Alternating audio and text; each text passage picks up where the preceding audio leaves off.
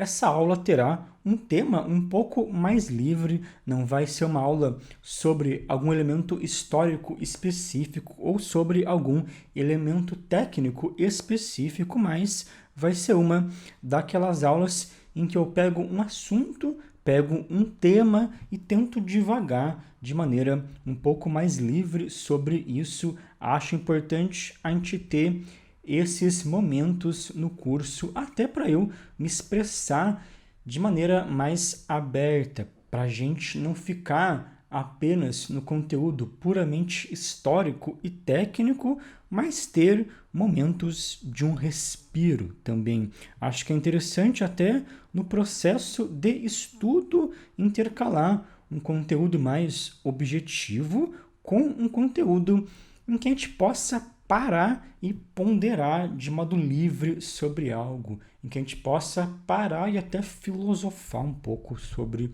alguma coisa. Eu tive a ideia dessa aula, eu pensei no tema dessa aula a partir de duas coisas. Primeiro, a partir de várias perguntas que me mandam sobre reconhecer a, entre aspas, mensagem de um filme, sobre como reconhecer essa mensagem ou se os filmes têm uma mensagem, se os filmes defendem uma certa moral no sentido de uma moral da história. Será que todos os filmes querem realmente passar uma certa mensagem específica, querem transmitir uma certa moral específica? Ou ainda, me perguntaram várias vezes, por exemplo, se faz sentido gostar de um filme mesmo não concordando com a mensagem desse filme, seja uma mensagem política ou mais moralista. As pessoas ficam com essa questão na hora de defender um filme, na hora de escrever sobre um filme, até se o filme defende algo que eu não concordo, mas eu ainda gostei do filme de algum modo. Eu posso realmente gostar desse filme? Eu posso realmente defender essa obra? E a outra coisa que me fez ter a ideia para essa aula foi um artigo da Sontag que está nesse livro, que está no Contra a Interpretação e Outros Ensaios, um artigo chamado Sobre o Estilo. Eu já usei outros dois artigos da Sontag em outras aulas. Na aula 30 eu comentei sobre o Contra a Interpretação, que é o ensaio principal do livro, e também sobre um artigo dela sobre o cinema do Bresson. Ainda quero usar outros artigos da Sontag no curso, recomendo muito esse livro de modo geral. Eu já quero começar a aula com um trecho desse artigo da Sontag que, de algum modo, responde muito bem a essas perguntas que me mandam. A essa pergunta sobre concordar ou não com a possível mensagem do filme, sobre identificar a mensagem do filme. Esse trecho diz o seguinte: uma obra de arte vista como obra de arte é uma experiência, não uma declaração, nenhuma resposta a uma pergunta. Uma obra de arte é uma coisa no mundo, não apenas um texto ou comentário sobre o mundo. Uma das ideias que a Sontag defende nesse artigo é que a arte não gera necessariamente um conhecimento conceitual sobre as coisas. A arte não é como a filosofia, a psicologia, que define conceitos sobre as coisas. Ela diz que a arte é um fenômeno de envolvimento, que a arte é uma forma de conhecer alguma coisa nova e não um conhecimento sobre alguma coisa. Eu acho essa ideia muito importante porque existem vários filmes que não querem passar uma mensagem de maneira objetiva, ou não querem nem passar uma certa mensagem objetiva, não querem definir um comentário direto sobre o mundo. Claro que o diretor pode defender alguma coisa, o diretor pode ter perspectivas próprias sobre o mundo. Acho até que ele deve ter. Acho importante um artista ter posições. Acho importante uma pessoa ter valores específicos. Mas isso não quer dizer que o artista, na sua obra, irá explorar tais valores de modo didático, de modo meramente ilustrativo. Uma coisa bem importante da gente saber, e que a Sontag também fala nesse artigo, é que a, entre aspas, função da arte não é apresentar comentários diretos sobre alguma coisa, não é apresentar uma mensagem sobre algo, mas é incitar a sua mente de alguma forma. Para Sontag, a moral da arte não está na forma como a arte aprova ou desaprova algo, ou como a arte defende ou não uma ideia, mas sim numa coisa que ela chama de gratificação inteligente da consciência. E o que ela quer dizer? E o que ela quer dizer com gratificação inteligente da consciência? É quando justamente a obra te faz refletir de algum modo. Ela diz que o serviço moral da arte é esse. Essa seria, digamos, a responsabilidade de uma obra de arte. Muita gente me pergunta também se um filme tem responsabilidades, se um cineasta tem alguma responsabilidade quando faz um filme. Eu acho que essa responsabilidade que a Sontag defende faz muito sentido. Eu acho que um filme deve gerar reflexões de modo interessante. Não importa tanto se você concorda diretamente com o que o filme defende, o que importa é o modo em que o filme gratifica a sua consciência, se a forma que ele gera essa reflexão não é superficial, se é uma forma complexa, é uma forma universal, é uma forma que abrange várias dimensões. Então, se o trabalho fez isso, digamos que ele cumpriu a sua função de algum modo. Eu acho que o trabalho do Clint Eastwood acaba sendo um bom exemplo disso tudo, porque ele é um diretor que trata sobre alguns temas mais conservadores e atualmente temas mais libertários. Eu acho que hoje o Clint é mais um libertário, quase um anarquista até, do que um conservador clássico, mas de qualquer forma, ele faz isso de maneira muito complexa. Eu percebo até que algumas pessoas têm um certo receio de gostar de um filme do Clint Eastwood porque é um trabalho que possivelmente defende um tema conservador. E percebo também que algumas pessoas ficam até na dúvida sobre o que o Clint está defendendo em tais filmes.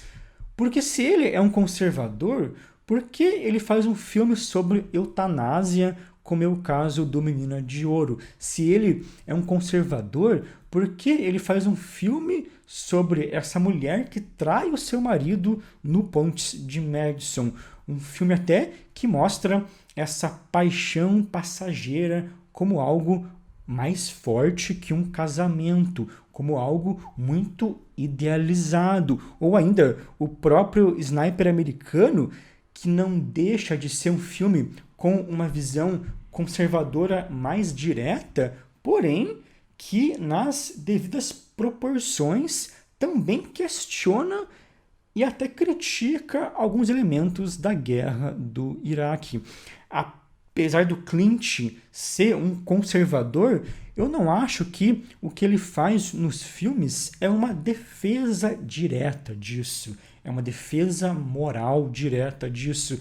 Eu acho até que ele questiona alguns valores. São valores que ele acredita, mas ele não faz um cinema panfletário. É um cinema que tende até, em certos aspectos, a desconstruir tais valores, a explorar tais valores de maneira mais ambígua, a explorar a moral disso de maneira muito abrangente. Se você pega o próprio Pontes de Madison, por exemplo, ele é um filme sobre uma paixão muito forte, ou ele é um filme sobre essa instituição sagrada do casamento?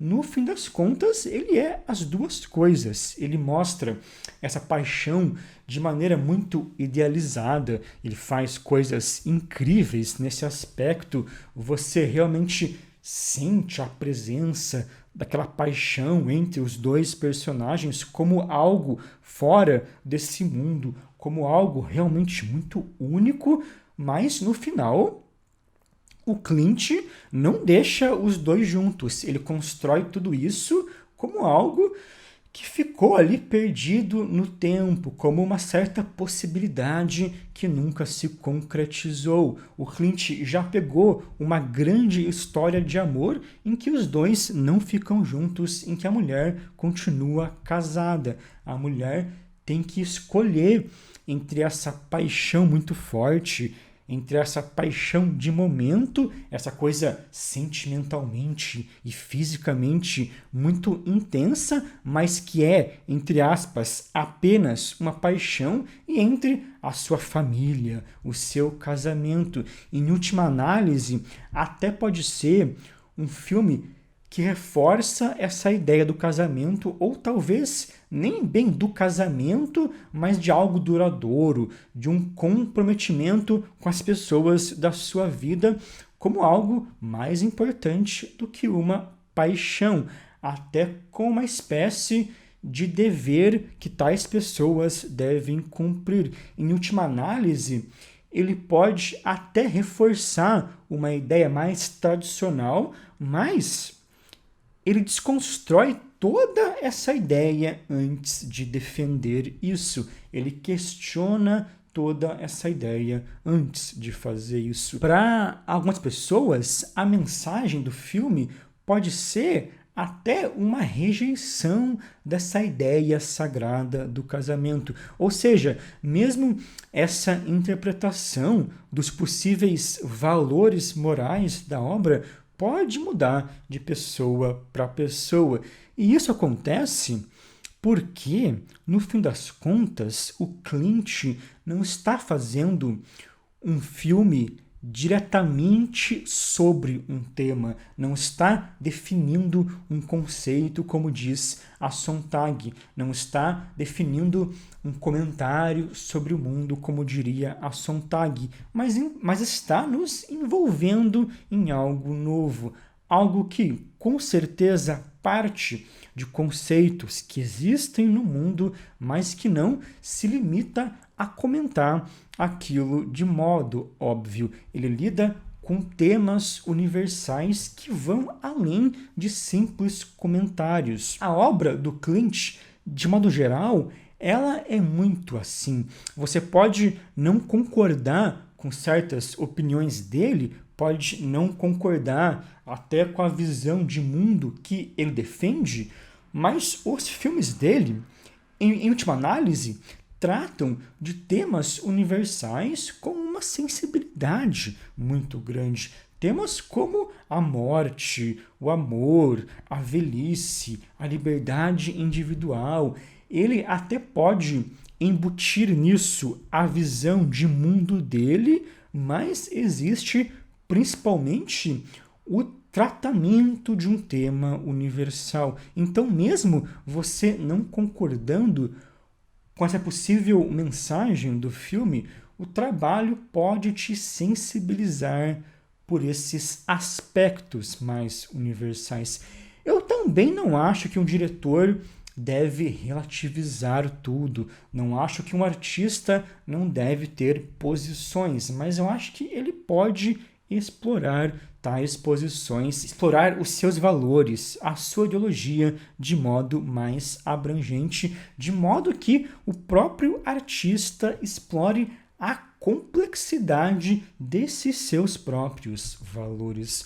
Uma coisa que a Sontag fala que talvez se encaixe um pouco nessa relação mais universal do Clint Eastwood com as coisas, uma coisa que ela fala nesse mesmo artigo é que grandes artistas atingem uma neutralidade sublime. Ela dá o exemplo do Shakespeare para falar sobre isso. Ela diz que vários estudiosos, durante gerações e gerações, tentam extrair uma certa visão da obra do Shakespeare, tentam entender o que o Shakespeare está defendendo, tentam entender qual é a mensagem exata das obras do Shakespeare, mas nunca conseguem definir algo objetivo. Eu acho que essa palavra neutralidade é bem perigosa, não acho que o artista, como pessoa, é neutro, ele sempre tem perspectivas, ele sempre tem valores, porém eu acho que um artista pode sim usar a arte não apenas para defender tais valores, mas, como eu disse, para apresentar perspectivas complexas sobre tais valores. Eu acho que o Clint faz isso muito bem, eu acho que ele é um dos maiores diretores do mundo, por isso, não que ele seja um artista neutro, mas ele apresenta essa complexidade. Ele, como diz a Sontag, gratifica a nossa consciência de modo muito inteligente. A Sontag, nesse mesmo artigo, dá um exemplo bem extremo de quando um trabalho possui uma mensagem bem clara ou uma possível mensagem bem clara no seu conteúdo, mas a sua forma faz escolhas de linguagem interessantes. A sua forma, o seu estilo, propõe essa relação gratificante. Ela fala, por exemplo, sobre os filmes da Leni Riefenstahl, a cineasta que fez filmes de propaganda durante o nazismo. Eu cheguei a falar sobre O Triunfo da Vontade na aula sobre documentário. O Triunfo da Vontade é um filme que vende uma imagem do Hitler e do partido nazista. Ele, de fato, quer impor uma certa mensagem, quer impor uma certa moral, digamos, né? Quer impor uma moral bastante perigosa e nociva. Então existe essa mensagem muito objetiva que quer ser passada, já que ele é literalmente um filme nazista. Então a moral do seu conteúdo é bastante óbvia, mas ainda assim a Sontag diz que os filmes da Riefenstahl transcendem a categoria de filmes de propaganda porque as escolhas formais e estilísticas possuem, digamos, uma moral que independe disso nas devidas proporções, claro, porque as escolhas estilísticas da diretora projetam muito bem movimentos de encanto e sensualidade, como diz a Sontag. A Sontag assume, claro, que existe um desconforto inevitável, né, ao se contemplar tais filmes, já que são trabalhos nazistas, mas para Sontag, o conteúdo nos trabalhos da Riefenstahl acaba desempenhando um papel formal, como se a Riefenstahl usasse aquele contexto como uma desculpa, entre aspas, para explorar esse seu talento estilístico e por isso seria então possível a gente contemplar esse talento artístico dela a partir de um filme nazista. Inclusive, uma coisa que eu comentei na aula sobre documentário é que a Riefenstahl, quando fez, por exemplo, o próprio Triunfo da Vontade, mal sabia como funcionava um congresso nazista. O filme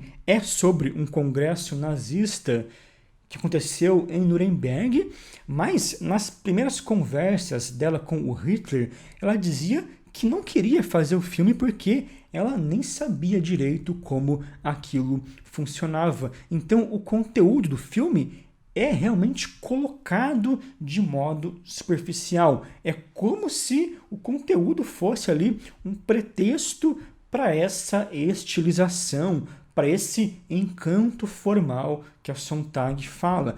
Claro que a Riefenstahl não devia ser tão ingênua assim, ela devia ter alguma noção do que estava fazendo, ela até pode ter sido um pouco manipulada, pode ter sido politicamente ingênua, como ela mesma diz, mas ela era uma simpatizante daquilo, ela era uma pessoa adulta que conseguia pensar por si própria. De qualquer forma, a Sontag dá esse exemplo bem extremo no artigo dela. A Sontag dá a entender que enxerga essa potência estilística no trabalho da Riefenstahl, essa talvez moral estilística que transcende a mensagem óbvia do seu conteúdo. A Sontag não chega a explorar tanto isso no artigo, ela apenas cita isso, mas é algo que chama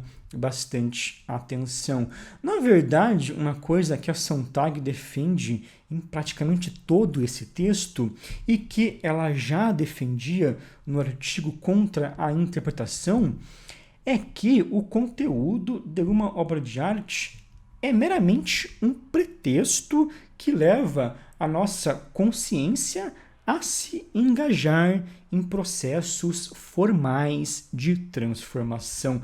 Para ela, é como se o conteúdo já fosse uma espécie de escolha formal, porque ele sempre vai estar submisso a essas escolhas estilísticas do artista, até porque o nosso impacto com a arte não vem de uma relação direta com o conteúdo da arte, mas sim de uma relação complexa com a maneira que o artista lidou com a linguagem. Inclusive, é uma coisa que eu sempre defendo em várias aulas, é uma coisa que eu também acredito muito. Essa, digamos, defesa do estilo que a Sontag faz desse artigo não seria uma defesa apenas sobre os aspectos estéticos de uma obra, mas uma defesa disso, uma defesa dessa relação do artista com a linguagem.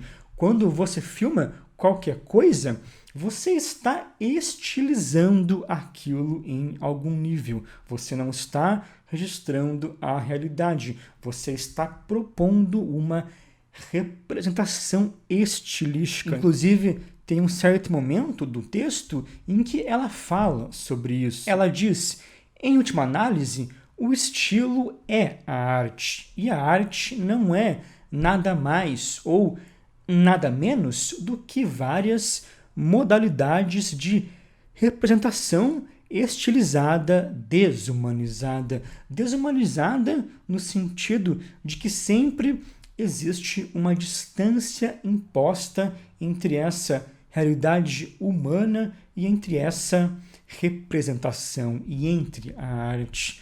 É uma visão relativamente radical, a maneira que ela coloca isso no texto é várias vezes radical, ela defende uma visão bem extrema da importância da forma, mas não deixa de nos remeter a várias ideias da própria crítica de cinema, por exemplo. Há várias ideias que, por exemplo, os críticos da Crise du Cinéma defendiam. Há várias ideias da teoria do cinema sobre a autoria de um filme. A base do pensamento dos críticos da Crise du Cinéma era de que a moral de um filme está na sua mise-en-scène. Mise-en-scène é essa unidade estilística do filme, é como o diretor explora a linguagem do cinema, é como ele aborda o roteiro a partir de uma ideia cinematográfica. A moral de um filme não está no roteiro da obra, não está no seu conteúdo, mas sim na forma em que o cineasta lida com a linguagem ao abordar aquele conteúdo. Há algum tempo atrás, a Netflix lançou um filme chamado Cuties, um filme que gerou uma polêmica pela forma que aborda crianças. Acho que no Brasil o título era Lindinhas. A intenção da diretora nesse filme era fazer uma obra que denunciasse uma certa hipersexualização das crianças. A intenção da cineasta era criticar isso, era problematizar isso de algum modo. Mas existem escolhas formais no filme, existem escolhas de estilo que mostram o corpo das crianças de maneira apelativa e a diretora foi bastante criticada por isso. Claro que nesse caso, eu acho que várias pessoas que criticaram o filme nem chegaram a assistir ao filme. Só viram ali uma cena ou outra que foi divulgada na internet, já que isso virou uma polêmica muito grande. Viram ali uma cena ou outra e falaram mal por falar mal. Não foram nem atrás de ver o filme realmente. Mas eu assisti ao filme e eu acho que existe um descaso formal, eu acho que existe um descaso estilístico que realmente faz com que a obra passe uma outra percepção. Eu acho que a intenção da diretora não ficou muito clara porque ela apenas se apropriou dessa estética apelativa, desse estilo apelativo e não articulou uma relação específica com aquilo. Então, você tem um trabalho com um conteúdo que quer passar uma mensagem tal, quer passar uma moral tal, quer denunciar essa hipersexualização das crianças, mas a forma que ele faz isso acaba fazendo talvez o contrário devido a uma falta de concepção estilística mais específica devido a uma unidade estilística mal pensada. Inclusive, quando eu escrevi sobre esse filme no Letterboxd, eu chamei isso de complexo de José Padilha, porque eu acho que o Padilha faz isso no Tropa de Elite 1. Já falei sobre isso em uma das primeiras aulas aqui do curso. Então, é um exemplo de um filme que, em teoria, quer passar uma certa moral, mas que na prática não consegue. Na prática, passa outra mensagem, ou talvez não passa mensagem nenhuma. Na verdade, eu acho que essa é uma grande crise atual do cinema.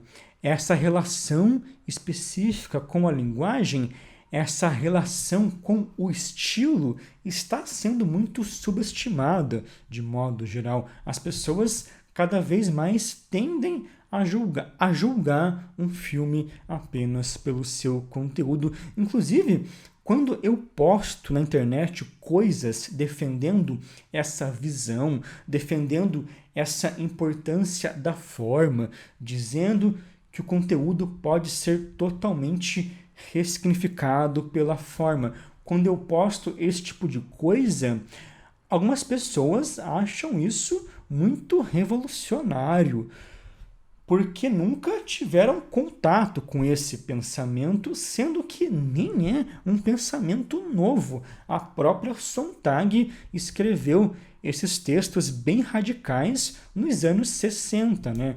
A própria Cahiers du Cinéma defendia isso nos anos 50, mas isso é algo culturalmente muito forte. Essa leitura das coisas pelo seu conteúdo é culturalmente muito forte. Ou ainda, quando eu falo sobre isso, algumas pessoas tendem a pensar que essa é uma visão que reduz os filmes ao seu estilo, que reduz o filme às suas qualidades técnicas, quando que também não é isso. Inclusive, outra coisa interessante da gente pensar sobre essa relação das obras com o seu estilo é que quando um filme te impacta, você, na verdade, raramente percebe o estilo como algo independente. Seja um filme muito estilizado,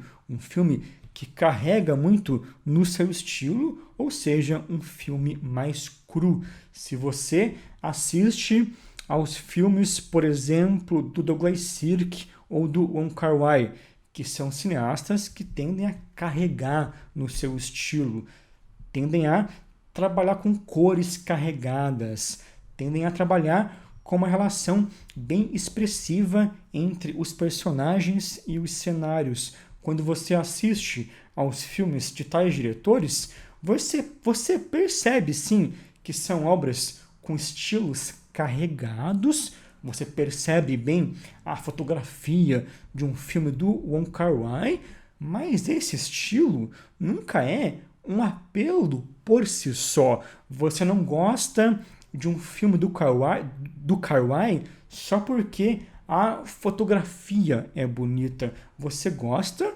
porque o filme te impactou emocionalmente, porque o filme fez você sentir alguma coisa. O estilo não foi uma escolha técnica superficial. Ele foi uma escolha que integrou todo um conceito, integrou toda uma sensibilidade do diretor. Mesma coisa quando você assiste a um filme com um estilo mais cru ou com um estilo mais conceitual. Se você pega um filme do Dreyer, por exemplo, com certeza você vai perceber que existem planos bem longos, que muita coisa é focada nos diálogos, que o estilo é bem mais direto.